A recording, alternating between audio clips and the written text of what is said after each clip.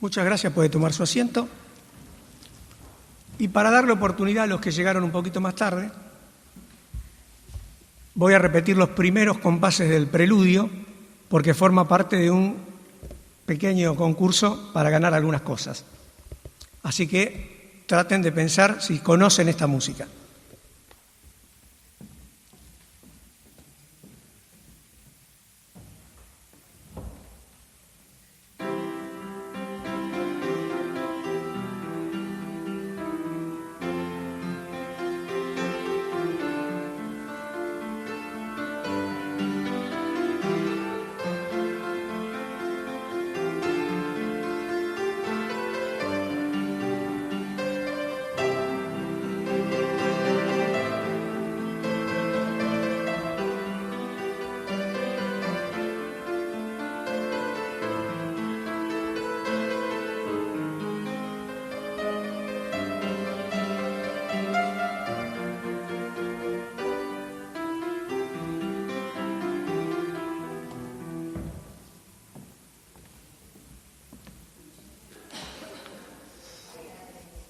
Ahí la tengo, pero ¿cuál será?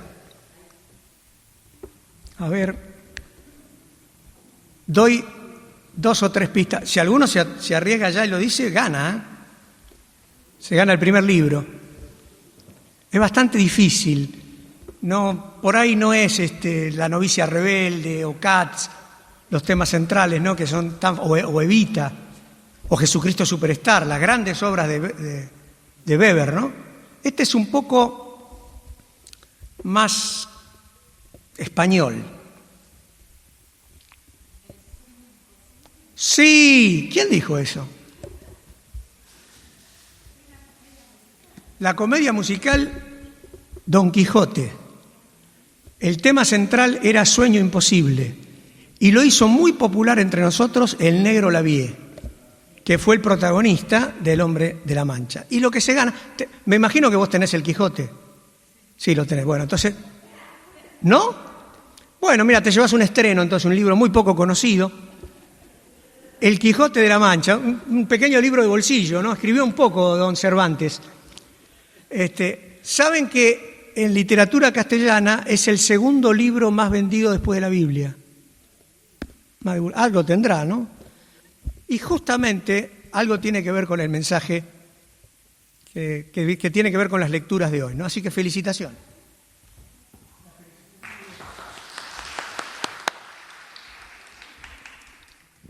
Bueno, y ahora nos vamos a centrar 2 minutitos en ustedes saben que siempre traigo cosas para vaciar un poco la biblioteca, pero esta vez compré, así que sí o sí lo tienen que ganar, ¿eh?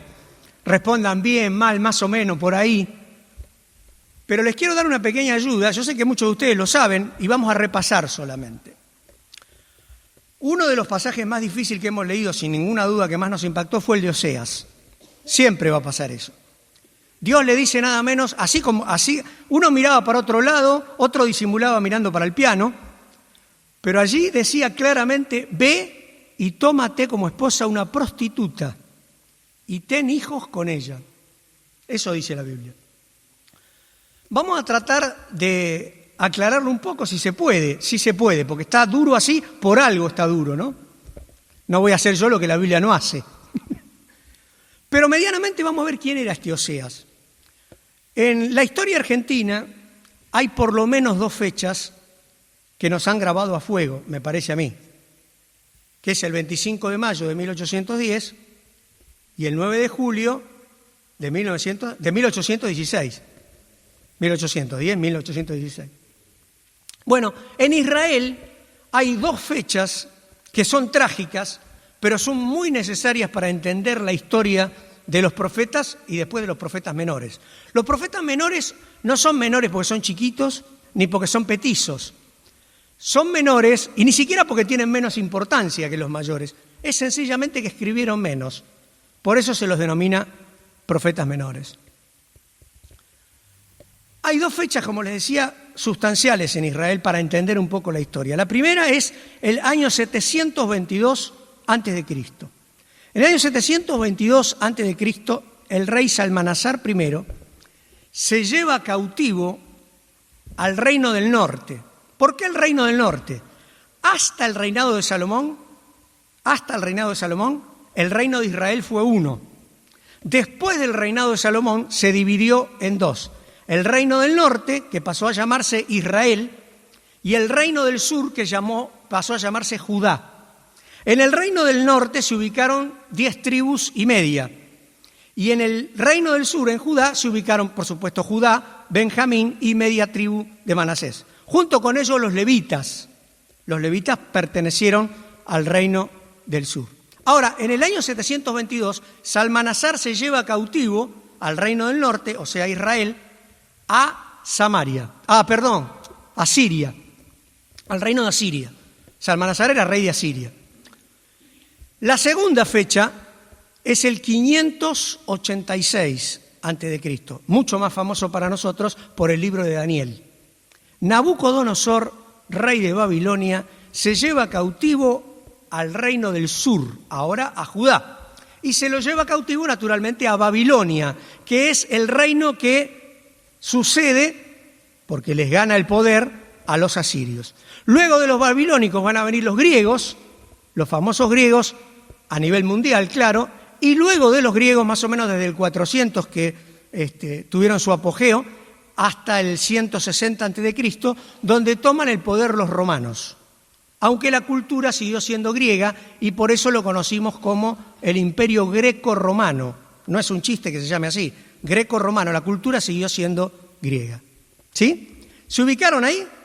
Entonces tenemos los dos límites, que serían el 722 y el 586, antes de Cristo. Antes del 722 escribieron los 6 primeros profetas menores. Le escribieron tanto a Israel como a Judá. Entre esos 6 profetas se encuentra Oseas. ¿Alguien se anima a levantar la mano, ponerse de pie y decir en orden esos 6 profetas menores, los primeros 6 profetas de la Escritura? Hay premios, ¿eh? Sí, ya está, no diga más nada, si dice uno más o no. No, porque esos ya son después del 722. Muy bien, ganó. Supongo que lo tenés a esto, pero por las dudas, El cazador furtivo de Weber en DVD y en CD. No, ¿eh? Felicitaciones.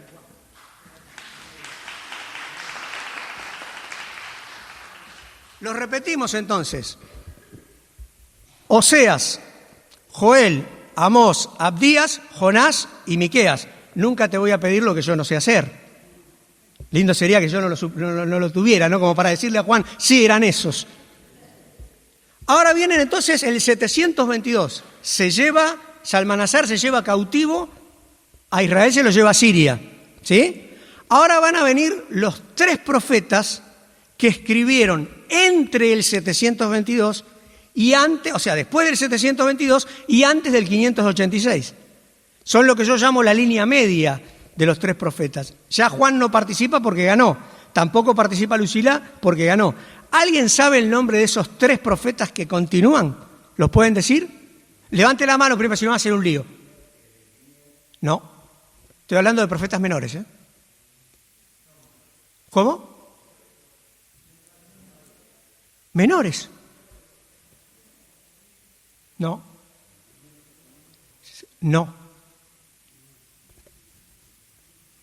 Son difíciles estos, ¿eh?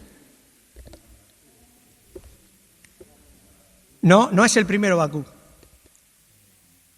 No.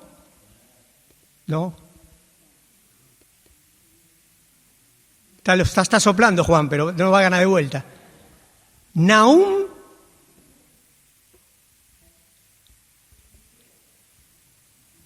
Habacuc. Sí, ganó. Felicitaciones.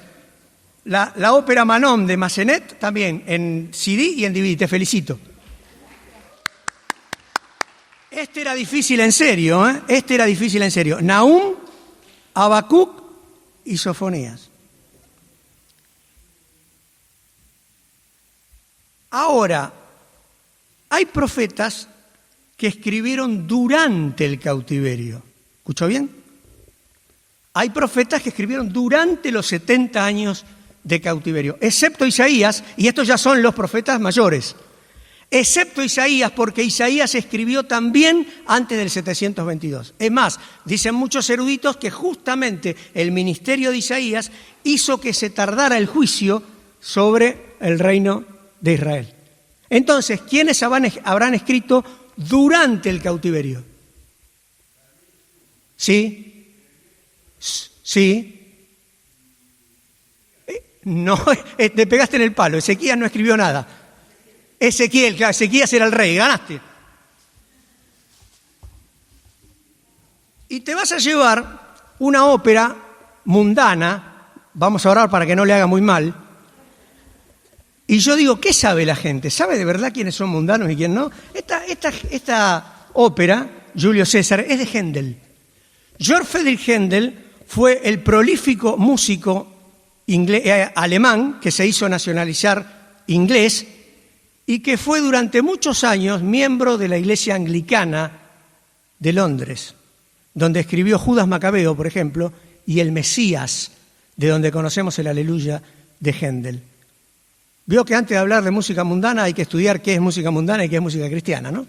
Te felicito.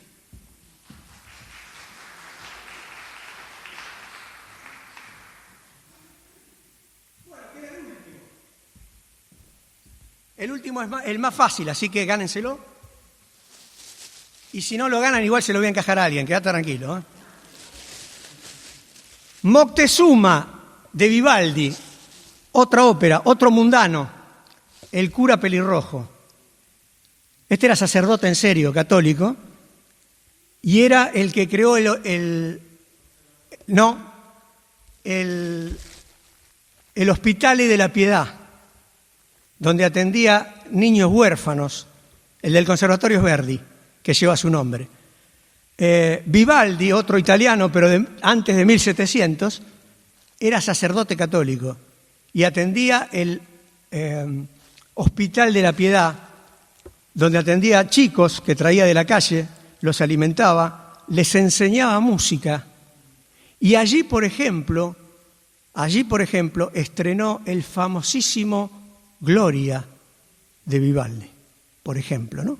Así que el que se quiera llevar esto en CD y en DVD solo tiene que contestar para terminar este suplicio, los profetas que escribieron después del cautiverio, más o menos por el año 450 a.C., que para hacerlo más fácil, ya los que concursaron no se van a llevar dos, no sean angurrientos. Son los 3 últimos profetas menores. ¿Alguno sabe quiénes son? No, Daniel es mayor. Ya lo nombró él.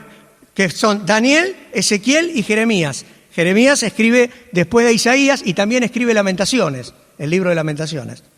Muere apedreado en Egipto.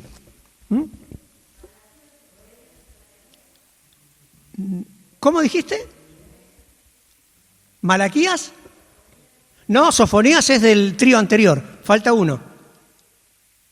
No. Vos lo dijiste. No. Ageo. No. No, igual ganó ella.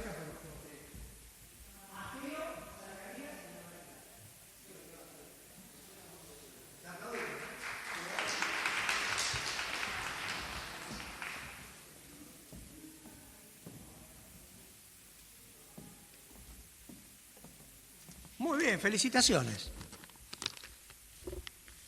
El Salmo 85, en el versículo 10, dice un versículo fabuloso que solamente la poesía lo puede expresar con semejante altura, que es: el amor y la verdad se dieron cita, se encontraron, dice otra versión, y la paz y la justicia, o la justicia y la paz, se besaron. ¡Qué figura, eh! Por supuesto no es literal, no se dieron un beso literal, pero justamente la poesía hace que se pueda expresar semejante idea. Y es cierto, porque el amor sin verdad se puede corromper, se puede perder, se puede enfriar, dice la Biblia. En los últimos tiempos, a causa de la maldad, el amor de muchos se enfriará. Lo dice la Biblia.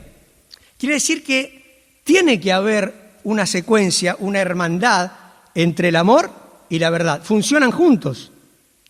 Funcionan juntos. Y la justicia y la paz se besaron. Uno de los dichos más populares del mundo, y creo que es cierto, y quizás está sacado de acá, es que no puede haber paz, no puede haber justicia, no puede haber paz sin justicia, no puede haber paz sin justicia. Y Dios nos dice que en un momento se encontraron y se besaron. Vamos a ver después qué momento es. La carta a los Colosenses decía, por ejemplo, en el versículo 6, unidos a Él, que tenemos que estar unidos a Él. Ahora, ¿quién es ese Él? Jesucristo. ¿Por qué no Jesús solamente?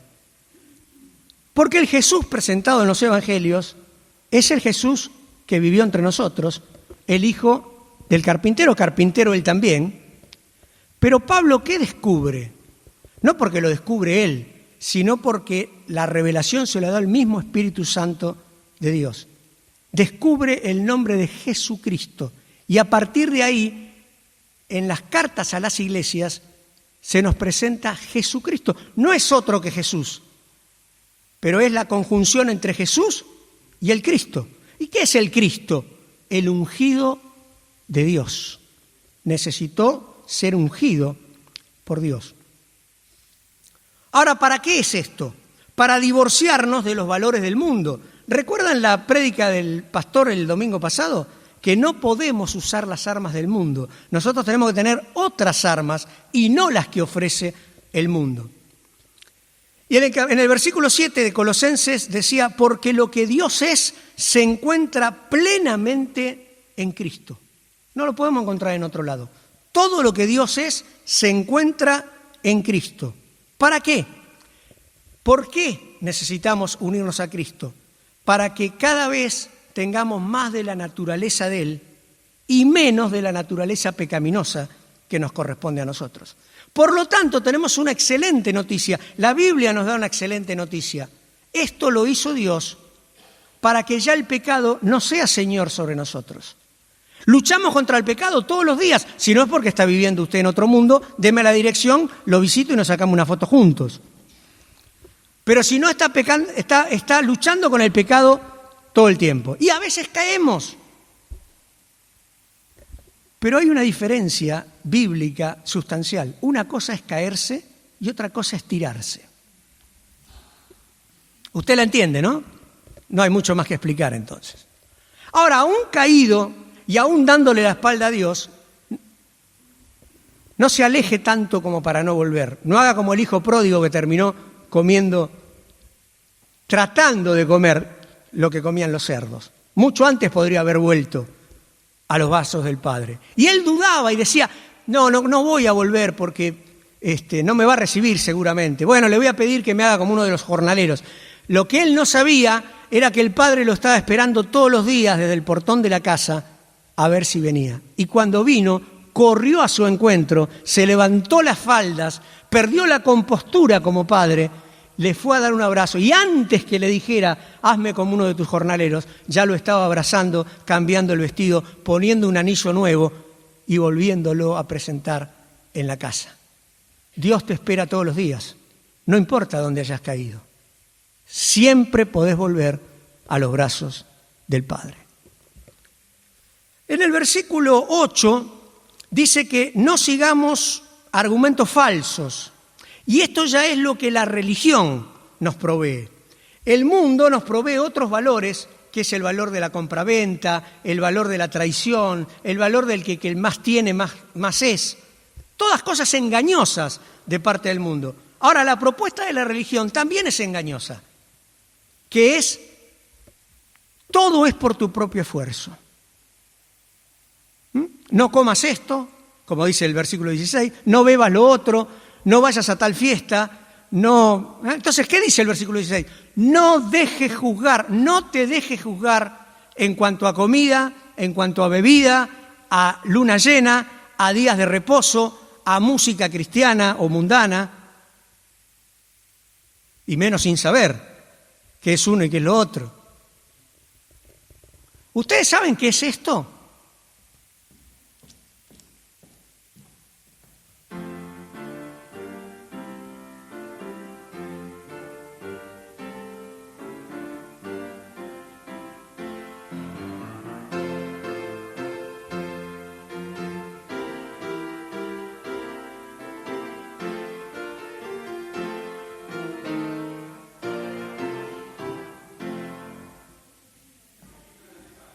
No, el himno nacional inglés, Dios salve a la reina.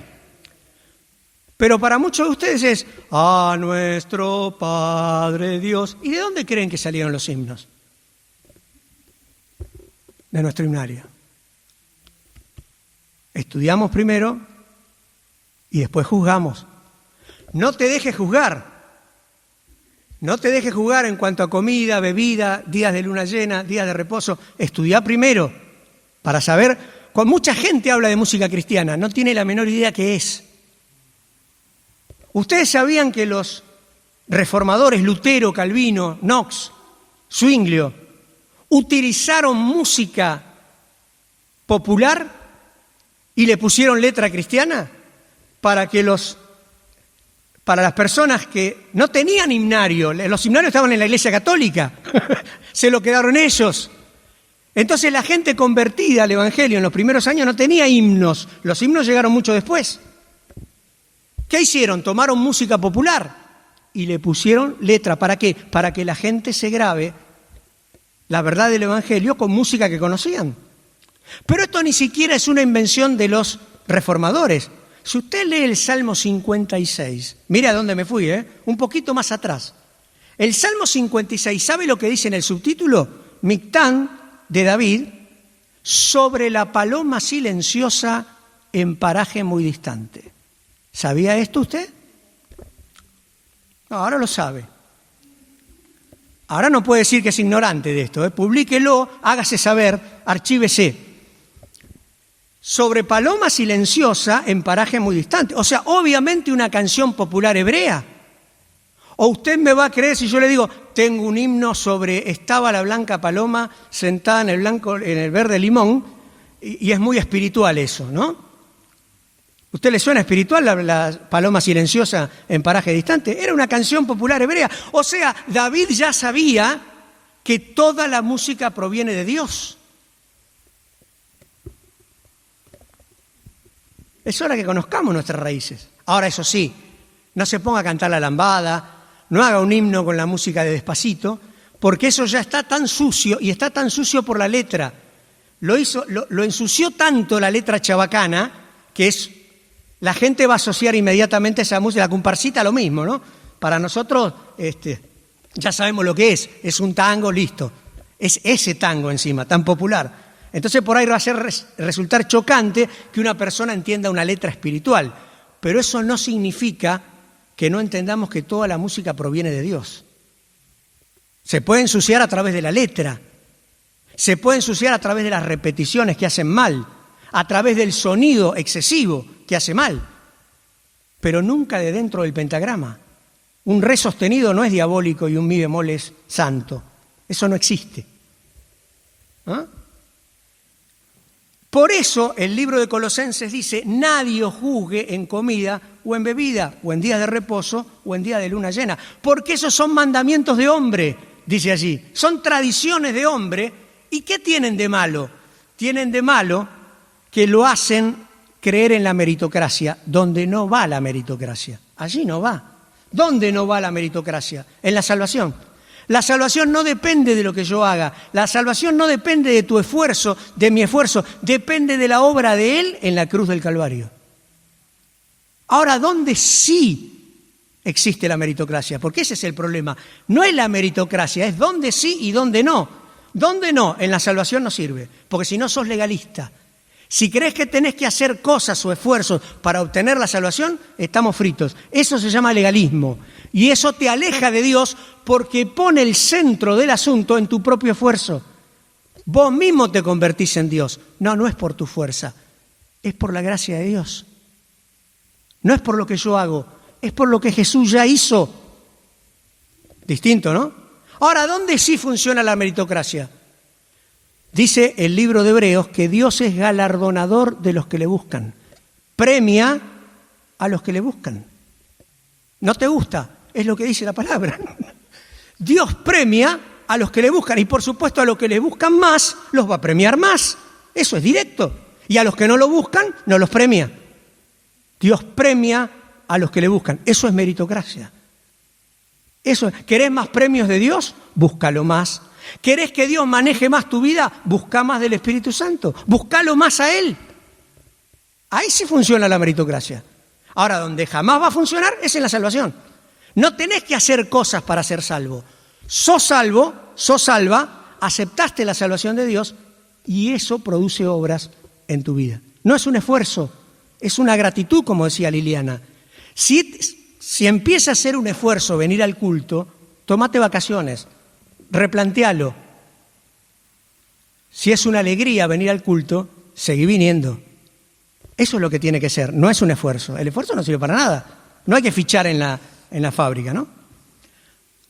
Oseas, capítulo 1, versículo 2, dice ese tremendo versículo. Tómate una mujer prostituta. Y yo creo que nadie, así como el Salmo 85, la poesía hace que se nos ilumine un sector muy oscuro, ese versículo que es tan oscuro, cuando Dios le dice, ve y tómate una mujer prostituta, los eruditos bíblicos dicen, casi coinciden todos, que se trata de una visión retrospectiva, que está hablando de la mujer que ya tenía. O sea, mira qué lindo decir Oseas con el profeta Oseas, ¿no? Oseas. Oseas ya estaba casado con Gomer, según los historiadores. Y Dios lo que manda es a rescatar a su propia esposa que se había prostituido y se había vendido. Entonces él va y la vuelve a comprar, pero era su propia esposa, no era otra mujer. Eso es lo que dicen los eruditos. Ahora, yo prefiero dejarles esta imagen del Quijote. El Quijote está considerado el Cristo español. Y por supuesto, es poético, no es literal. El Cristo de nuestro Evangelio es literal y es histórico. En cambio, el Quijote es un personaje imaginario. Sin embargo, miren cómo Cervantes logró plasmar esta imagen de lo que le pasó a Oseas. Quizás usted nunca lo vio así, pero Quijote conoce a Dulcinea, se enamora de Dulcinea. Cuatro veces la ve a lo largo de todo el libro, sin embargo le fue fiel en cada momento. Cuando Quijote conoce a Dulcinea, se enamora perdidamente de ella. Y Dulcinea es una prostituta. Pero él la ve como una gran señora. Él la ve como una dama y la trata como una dama. Y al principio lo único que recibe son burlas.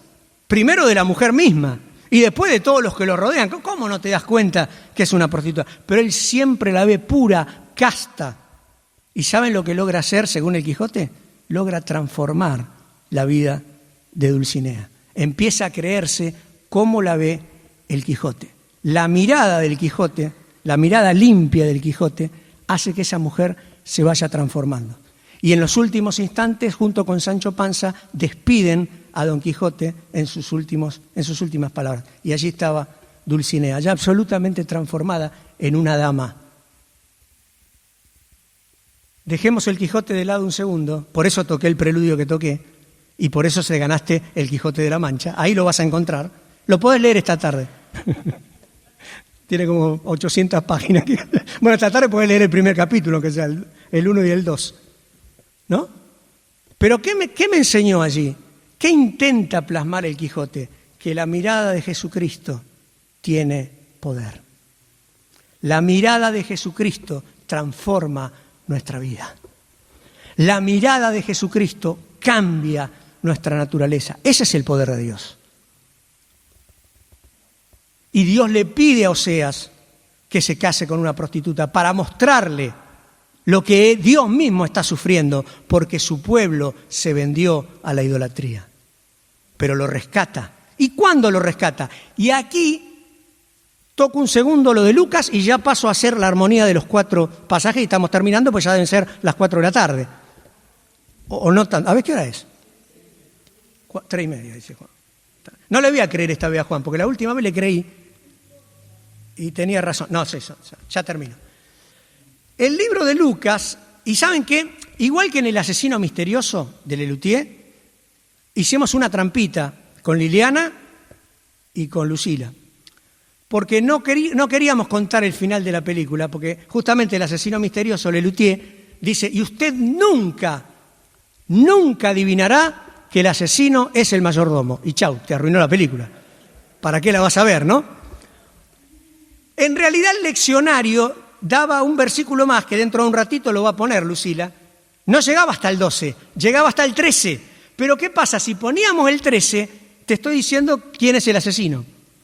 O sea, ya no te quería contar el final de la película, por eso, por favor, lo reservamos para el final. Pero en el medio, Lucas hace una parábola bastante difícil también, o bastante rara, que es la que el que llega a medianoche a la casa de alguien y ese alguien no tiene comida, claro, no es raro. ¿Y qué hace? Va a la casa de un amigo y lo despierta a medianoche. Seguramente ese amigo ya está durmiendo, los hijos están acostados, pero, dice, por la insistencia del amigo, se va a levantar y le va a dar esos panes para que lleve algo de comida. Eso es lo que dice la parábola.